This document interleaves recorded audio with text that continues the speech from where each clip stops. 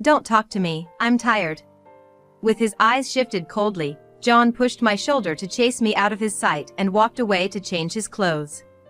Wait, I tried to call out, but no voice came. As John's heartless figure of his back disappeared from view, a wave of dizziness hit me, and I found myself weakly kneeling on the spot. No way! He didn't show any emotion. I've been holding back so much until now. Maybe it's partly my fault. Perhaps John is just busy with work. I've been desperately searching for reasons to convince myself of this. I believed that if I changed, John would return to his old self. For that, I've done everything I could. But still, John didn't change. That's why I resorted to the last option. I had resolved that this was really the last time, and with determination, I had spoken. Let's end this cleanly with a divorce. It was at that moment I had decided. There was a new message on John's smartphone, which was on the table. Without thinking, I looked at it and was shocked. What's this? Seeing that, I made a vow in my heart. There's nothing else to do but brace myself. I'll show that man what I'm made of. My name is Emily Simpson, 26 years old. Just the other day, I left home after getting married to John, whom I had dated for about 3 years. It might sound a bit self-serving to say, but I've been the apple of my family and quite adored. Because of that, the day I left home, the whole family cried. Be happy, Emily. John, I'm counting on you to assure Emily a joyful life of marriage. Of course. John answered with a confident smile, even under the pressure of my father's words. I'm really counting on you. There are 2 reasons why my father pressed the point so much. The first is because John is divorced. Moreover, he ended his first marriage in just 6 months. The reason for the divorce was said to be irreconcilable differences, but the brevity of the marriage is still concerning. While my father consented to the marriage, he had always been worried about that. As a man myself, I completely understand how you feel. That's why I want to settle things in my own way today. John declared with a raised voice, then pulled out something he had brought with him. It was a blank divorce form. This may seem like an unconventional act, but John said it with a serious face. If I ever fail to make you happy, please submit this. As my father stood there confused, John continued. I'm sorry for worrying Emily's parents since I have a history of divorce. Consider this a sort of insurance. It's something I hope to never use. It's my own way of showing my commitment to making Emily absolutely happy. Please, take it. My father, though bewildered, seemed to understand John's sincere intentions. He nodded silently and accepted it. This is the second reason my father's been worried. John, he's quite the character, always playing the clown. I get it. I believe you. My father nodded with a complex look on his face. That's how our married life started. I wouldn't say it was the marriage I dreamed of, but I was looking forward to it. Yet, what awaited me was an unexpected kind of hell. After we got married, as always, I would wake up earlier than John every day, get things ready, and send him off with a smile. Have a great day. See you later. Before we were married, John would respond with a hug and a kiss, waving and saying, I'm off. I'll do my best, love you, Emily. But after we got married, John changed. Yeah. That was all he would say before leaving the house. His indifference was so shocking that at first, I wondered if he was feeling unwell. Even when he came home, John was strange. Welcome home. Want to have dinner? Or take a bath? I'd greet him with these usual lines. To which John would lazily reply with just one word, bath. Are you okay? Feeling sick? I asked worriedly, but John just glanced at me coldly and said, not really. Looking back, maybe I should have been grateful he even responded at all. It's been a week since we got married, and now I get no response from John at all. When he's in a good mood, I can at least get a word or a gesture from John, but the problem is when he's in a bad mood. When he's grumpy, he ignores me completely. Hey, don't ignore me. It has always been like this since we got married. Did I do something? No response from John. Answer me. When I get so down that I'm about to cry, John sees it and lets out a big sigh. You think crying will solve everything? Must be nice being a woman, that's simple. I want to deny it, but I can't stop the tears. All I could do was bow my head in silence, hiding my tears. My father runs his own company. I'm what you'd call a CEO's daughter. Before I got married, I worked as an office clerk at my father's company. That's where I met John. I processed a lot of the sales invoices that salesman John submitted. We got to know each other through that, and he asked me out. He seemed really surprised when he found out I was the CEO's daughter, but I was happy about it. It meant he saw me for me, not just as the CEO's kid. Back then, John listened to my stories intently and always responded with a smile. It seems such him hasn't existed anymore. I wish I hadn't gotten married if it was going to be like this. I wonder if something's going on with him. Did I do something wrong? I racked my brain but couldn't come up with anything. The only thing that could have triggered such a change in John was getting married. Some people do change after marriage, getting too comfortable or lax. I believe it happens to some degree. But with John, it's more than just some degree. If I had known he was like this before we got married, I never would have married him. I pulled out a piece of paper from a file I kept in the drawer of my desk. It was the blank divorce paper that John had given me that day. I wondered if submitting this to the courthouse would bring back the John the first knew before. Days went by as I repeatedly looked at the divorce paper and then put it back. One day, when I came back from shopping, John was standing there with a menacing look, waiting for me. It was broad daylight on a weekday. Why was he home? As I tried to smile and said welcome back, John slammed his hand on the table. Startled by the noise, I stumbled and fell. John stepped closer, looking down at me with cold eyes, and held up a piece of paper. You know what this is? He asked. In my fear, I just nodded. What John was holding was the divorce paper. It was always supposed to be in my drawer. How? Then it hit me. I might have forgotten to put it back after looking at them before I went shopping as I usually do. Do you want to divorce me? I couldn't say it wasn't true. Life with John lately has been mentally exhausting. If this is how it's going to be, I'm considering divorce. Come on. John, you've been so weird since we got married. You ignore everything I say now. This isn't happiness. John muttered, is it my fault, as he stared at the divorce paper. I'm fine with it if you want a divorce. What? But just remember, it's your fault, okay? You're the problem for not supporting your husband as a wife should. John waved the divorce paper teasingly. But, wait.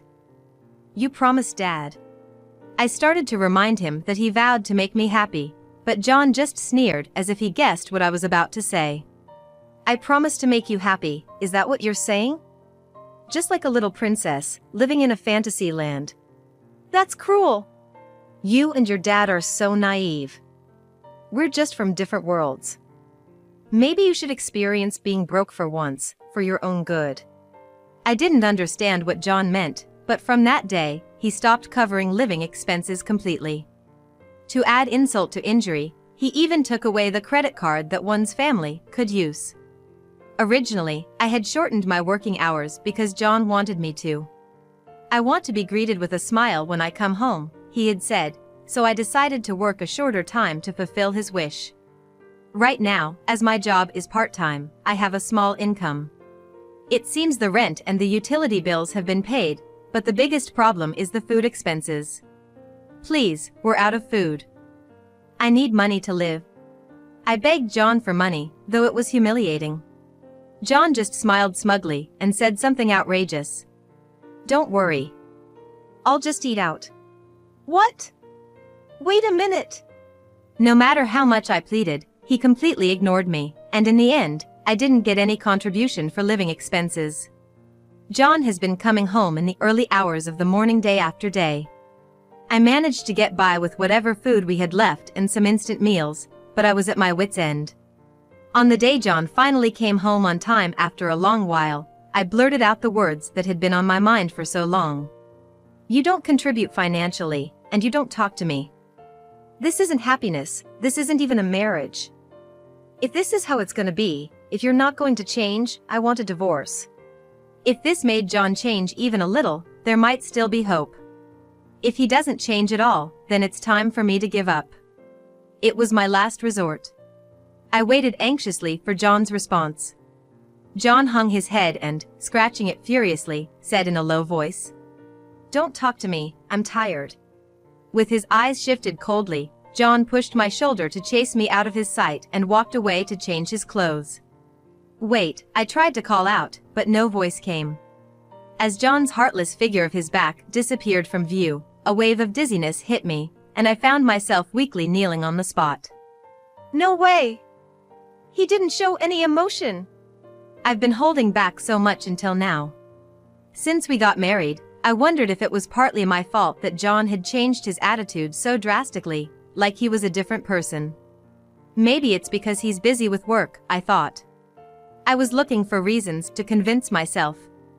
I believed that if I changed, John would return to his old self. For that, I've done everything I could. But still, John didn't change. That's why I resorted to the last option. I had resolved that this was really the last time, and with determination, I had spoken. But there was not a hint of perturbation on John's face. Normally, wouldn't a man show some panic when his wife brings up divorce? Instead, John looked incredibly bothered. Seeing that face, I knew. John no longer loved me. Let's end this cleanly, divorce. There's nothing good about continuing this marriage. I'm hungry, I might as well pack my bags right now. I slowly stood up and headed for the drawer where the divorce paper was kept. Then I noticed John's smartphone screen flickering on the table. It looked like he had received a message. I didn't mean to look, but what I saw was shocking. What's this? The screen was filled with an overwhelming number of heart symbols. I instinctively picked up the phone to check the message. Thanks for last night. Let's stay over and snuggle again soon. The sender was someone named Rachel. I racked my brain, but I had no idea who Rachel could be. I checked towards the bathroom. John still showed no signs of coming out. Looking back at the smartphone, which was carelessly left unlocked. No way. I sighed at first glance. The more I looked, the more evidence of infidelity I found. Just from the messages, I could tell how close he was with Rachel, and there were even photos of them cozily snuggling up together. To leave such clear evidence without even setting a lock, how careless could he be? Or maybe he thought it was fine if I found out. He fools around me, doesn't he? I found myself eerily calm. I recorded John's phone screen with my own, noting down anything that might serve as evidence. Once I finished and put his phone back on the table, John came out of the bath. Without a word and no follow-up to earlier, he retreated to his room. It was plain and simple, John had been unfaithful. That's why he'd been so indifferent. In my sorrow, I came to terms with it. The next day, I started the process of divorcing John. No more hesitation, no more confusion. All that was left was the anger at the reality of being betrayed. First, I needed to find out who Rachel was. Since it's best to rely on professional help for certainty, I decided to hire a private investigator. At the same time, I started doing my own research. If John was cheating, his recent overtime and working weekends were suspicious. With my father's help, I could quickly verify the facts. It pained me to worry him, but it had to be done. I had to brace myself. And then, I would show him in revenge. The hardest part of preparing for the divorce was having to see John's face even during such times. I used to find that face so dear, but now, I just wanted to slap it. Perhaps my feelings showed that. John spoke to me first unusually, saying, "Hey, you're looking uglier than usual, you feeling sick or something?" Couldn't he have said something nicer? I smiled and replied, "I'm fine. Once I'm ready, I won't need to be here anymore." Over the weekend, as John went off to his usual work, I decided it was time to act. I told everything to my father. He was furious and immediately arranged a new place for me to move into. I had planned to go back to my parents' house at first, but my sister had just returned home to let her baby see them. Considering all the possibilities, it wasn't feasible for me to stay there. Instead, my father arranged for me to stay in a mansion worth $2 million that a relative was about to put up for sale. They weren't in a rush to sell, so they let me stay there. My father even gave me enough money for my immediate needs, so my life was back to normal. In fact, it was more comfortable than before. "Hey, where the hell are you?" It was 3 days after I left the house when John called me in shock. When I responded with a nonchalant guess where, John's voice was high-pitched and frantic. "And the divorce paper is missing." "You didn't, did you?" I was surprised too. He had actually noticed the divorce paper was gone. Had he panicked and searched for it after realizing I was gone? Anyway, this was the first time I saw John so flustered.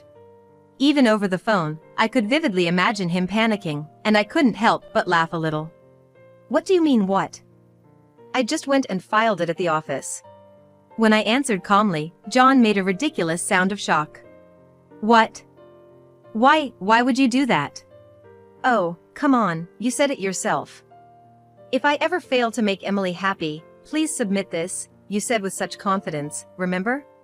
"But that was just to reassure your parents."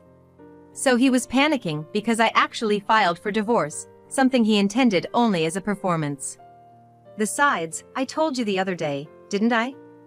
If this lifestyle continued, I'd file for divorce. But at that time, I was just tired. I talked to my father, you know. "Your department isn't that busy, is it?"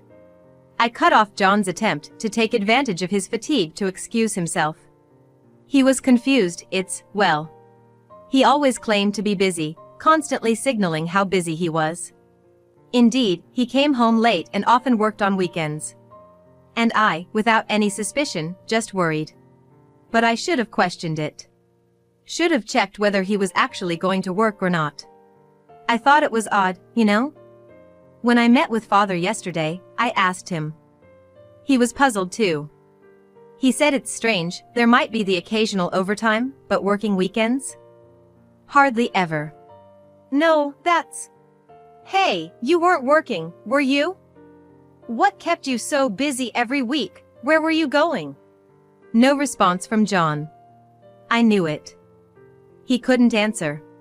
He must be desperately searching for an excuse in his head right now. John is smart and smooth-talking. But this time, whatever he says is pointless. Because I already know everything. Rachel, right? She's quite the cutie, isn't she? I could hear John gasp over the phone. Why? Private investigators are quite skilled, aren't they? They secured photos and videos as evidence right away. I glanced at the photos and the report in my hand as I read them aloud. Rachel Smith, a 22-year-old working as an office clerk in accounting. Oh, she's more than a decade younger than you, isn't she? I'm also 8 years apart from you, John. Looks like you have a thing for younger women. Her place is a second-floor apartment near the station, right? So this is where you've been going every week. Emily, wait, I mean... Miss Smith is...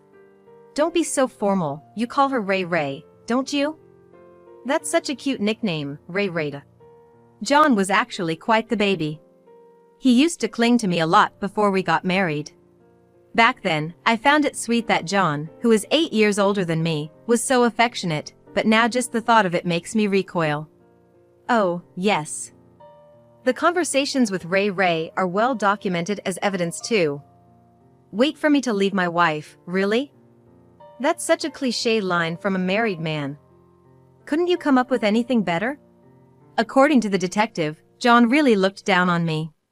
Ray Ray asked laughing, "What if your wife finds out?" And John replied, "Doesn't matter. She's on the way now." Can you believe that? Wait, Emily. You're misunderstanding something. Just meet with me, please. Yeah, I figured we needed to meet at least once. The next night, the meeting was set, with Rachel coming along. The location was the mansion I was renting. John arrived at the appointed time looking restless, glancing around nervously. What's with this mansion? It's the house I'm renting. It's worth $2 million. $2 million. John's voice cracked in disbelief as my father watched him intently with a stern look. I see your father is also here today. John's eyes darted back and forth uneasily. Of course. You brought Rachel along, it would be unfair otherwise. Plus, this affair is between employees, so it's better to have my father, the company's CEO, accompany me. John replied with a strange smile, right. My father had been staring down John with a demonic expression the whole time. Rachel was a small, cute woman with light-colored hair. But she seemed to have a surprisingly strong will. As soon as the discussion started, she glared at me and said, I'm a victim too. I had no idea John was married. And now, to be called out to a place like this so suddenly, it's displeasing. Rachel stated this with a snort. An intense character indeed. I was taken aback, but even more so, John had gone pale. What? What are you talking about? You're the one who pressed me to leave my wife quickly. That was just a joke. Rachel turned away with a huff, and John's face was flushed with anger. Why do I even bother with a woman like her? He muttered under his breath. Hearing this, Rachel snapped back, and they started arguing right in front of me. The nerve of you! As if I would ever seriously fall for an old man like you. What? You think this is my fault? You're the one who said our company was going down. That it was on the decline. That's why I broke it off with Emily. What? Apparently, right after our marriage, Rachel had whispered these things to John. The company is on the brink of bankruptcy. If it continues like this, even you, as her husband, will lose out. At first, John didn't pay much attention, but Rachel had a way with words, and he started to take her seriously. Moreover, seeing how I was overly considerate and nice to him, he was convinced that our company was indeed failing. I thought you were buttering me up just to saddle me with debts. What? I was just trying to be nice because I thought you were tired. And everyone's been too kind. I thought something was up. That was probably because I'm the CEO's daughter, and they were just being respectful. Anyways, the idea that my father's company was in trouble was a complete misunderstanding. Father was there and affirmed it himself. Thanks to everyone, we're actually doing great. There's no way we're going bankrupt anytime soon.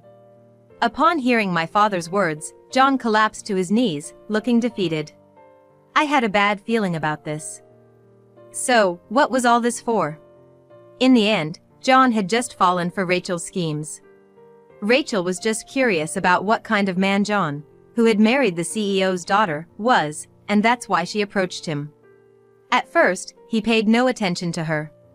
So she lied to grab his attention, saying, "This company is finished. You, married to the boss's daughter, you're in danger too." Fearing a joint downfall with us, the company's executives, John probably started ignoring me, thinking of an amicable divorce. I was just duped, can't you see, Emily? Okay? With a twisted face, John tried to get closer to me. Maybe you were just duped, sure. That's right. So let's not talk about a divorce. But you know, this has made it crystal clear to me. John looked up at me, puzzled.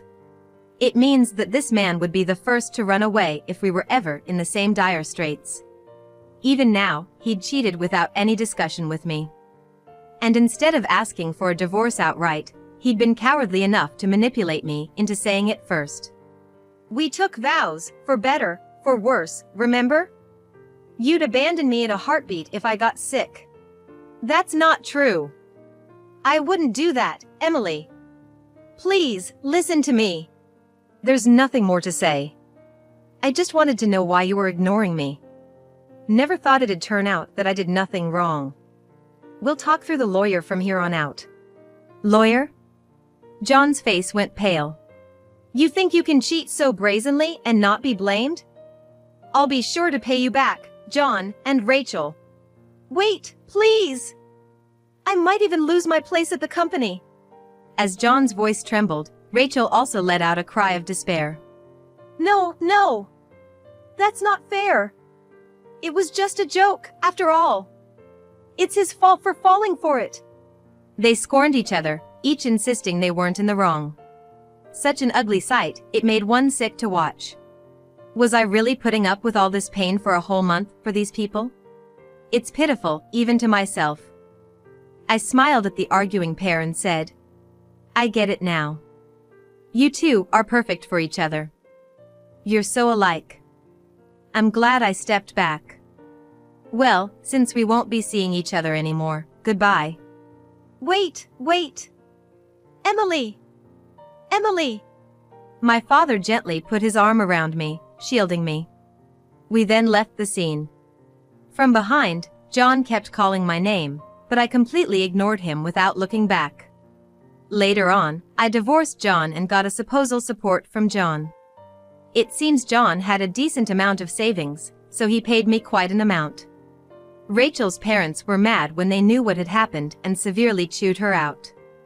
As for the company, while my father was raging about firing them, I was wondering what to do, but it turns out the two of them couldn't stand the stares and offered their resignation. I was relieved, but my father was the happiest of all. John was crying until the end, persistently clinging to me. If that were true, he shouldn't have done what he did. What John probably missed was the title of being the CEO's son-in-law. The thought of never seeing his face again is refreshing. My family welcomed me warmly when I returned home as a divorcee. I also went back to my job as an office worker. I thought my colleagues would handle me with kid gloves, but surprisingly everyone welcomed me back without fuss. People were saying behind your back, "Why would someone like you choose a guy like that?" When someone slapped my back and said that, I couldn't help but burst into laughter. If I ever decide to marry again, at least I'll avoid someone who acts as a good person just outside.